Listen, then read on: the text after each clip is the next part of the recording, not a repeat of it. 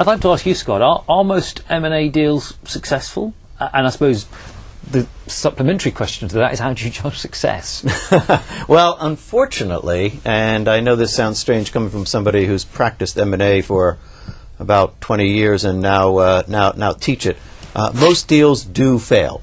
In fact, no matter which study you look at, that tends to be in the range of about 60 to 70% of deals fail. That's not a particularly high rate of success. And then you probably do say, yes, how do you measure that success? A lot of people actually look at it just in terms of shareholder return.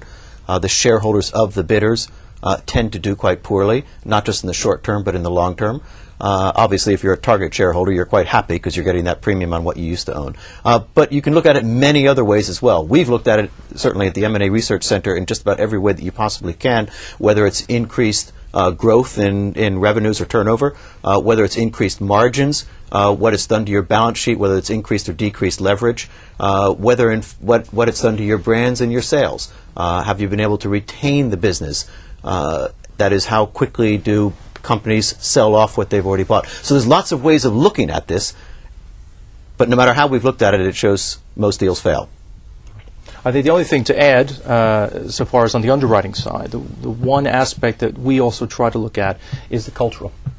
What is that impact on the culture with that acquisition? You have old media companies merging with new media companies, and you kind of look at those deals and you say, how is that going to work? So you need to kind of project yourself a little bit and figure out at the end, in your gut as an underwriter, do you think this deal will work based on the cultural aspect? I do agree on success. I think you look at shareholder value at the end of the day. Well, we've been speaking to others about why things succeed, why things go wrong. In fact, we've been speaking to Daniel Max, head of Marsh's UK private equity M&A practice, and asked him why things go well and succeed and why they fail. This is what he had to say. Sellers often have an unrealistic expectation of the current deal environment. That can give rise to issues around the negotiation, for example, of the sale price. Buyers regularly don't commit to enough due diligence at the early stages, perhaps as a result of trying to secure early exclusivity. This gives rise to terminal issues at the later stages. There's often a difference of opinion between the buyer and the seller with regard to some of the contractual points, such as warranties and indemnities, particularly pertinent at the moment, given the fact that sellers often want unencumbered capital as a result of the sale. Your thoughts? Yeah, well, I think we could probably have spent the whole half hour talking about this one particular issue. But I'd actually like to really emphasize one of the things that, Paul, you started off with, which is thinking about the deal post-integration. Deals don't fail because of the price. Deals don't fail necessarily because the strategy was wrong and the wrong company was bought. Those two things can contribute to the failure of the deal. The deal fails after the deal closes, because before then there isn't a deal anyway to even fail. Therefore, it's in the post-merger integration, which very often does drive on what was actually taking place with trying to link together two cultures, trying to determine who's going to manage what business, what products are you going to retain, what products are you going to throw overboard.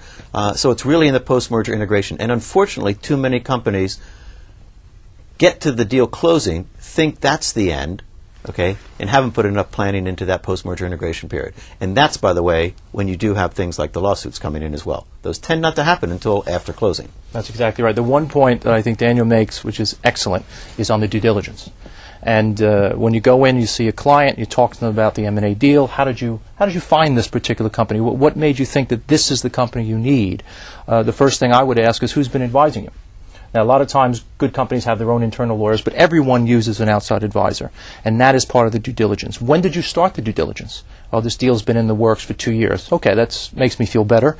Well, we actually thought about it the last 6 months, and we're trying to rush it through, which actually would get you a bit worried. And then you ask about the integration, and many times they'll say, oh no, we thought about that, the integration, we have it all planned out. And then you say, okay, but who's going to follow through on that? Who is taking ownership on the integration? And usually there's not an answer. Yeah, or if they have an answer, they're talking about the first 100 days. That's right. And they can wheel out this first 100-day plan. But it takes more than 100 days. That's right.